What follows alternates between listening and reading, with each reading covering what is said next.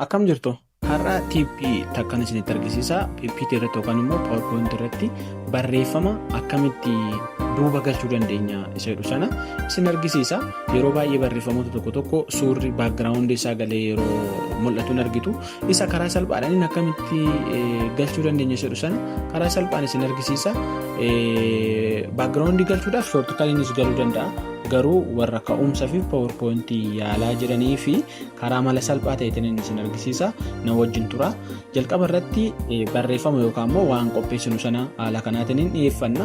Erga akkasitti dhiyeeffanneen booda fakkeenyaaf barreeffama kana dugda duuba jaalala keetiif kan jedhu fakkeenya walaloo kana jennu isa kana akkamitti suura wayii dugda duuba isaa galchuu dandeenya jedhu sana isinitti argisiisa.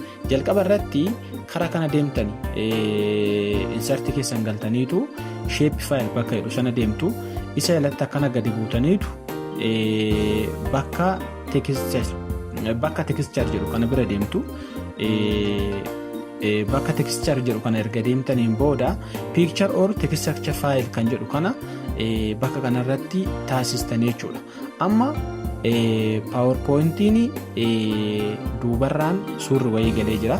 Isa kana billeen gochuudhaafif yookaan immoo akka inni sirriitti mul'anne gochuudhaafif dugda duubatti xiqqeessitu jechuudha. Isa haga kana haga 100tti deema. Isin haga 90 80 gaafa qabe barreeffamni dugda duubarraa mul'atu sun xiqqaachaa amma inni mul'atu xiqqaachaa deema jechuudha. Mee haga 90 wayiitti haa deemu. Kana yoo ilaalle dugda duuba isaa hamma barreeffamicha dugda duubarraan barreeffamni tokko galee jira. Haala kanaatiin barreeffamni wayii yookaan immoo suurri wayii galee jira jechuudha.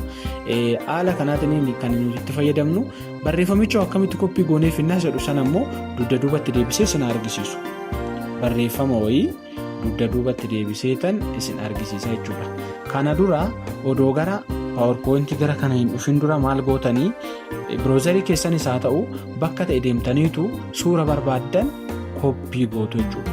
Koppii taasiftanii yookaan immoo faayila keessas qabaachuu danda'u sana koppii taasiftanii keessaa baatu browserii yookaan immoo bakka soorsii keessan keessaa fudhattanii baataniitu bakka kana kallattiidhaan dhuftanii jechuudha. Addumaan isin jedhe kana I think daandiin kun hin dheerate yaadu shoortikatii yeroo biraa akkamitti argisiisa sana deema. Amma koppii godheetii dhufee jira jechuudha.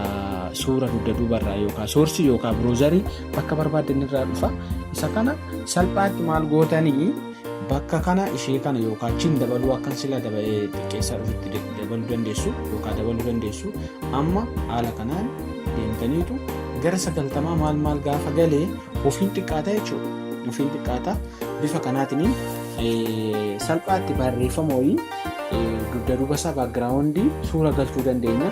Fuuldura kanarratti dhoobuurraa akka salphaatti dugda duubarraa namni ilaaluu danda'utti yoo hojjan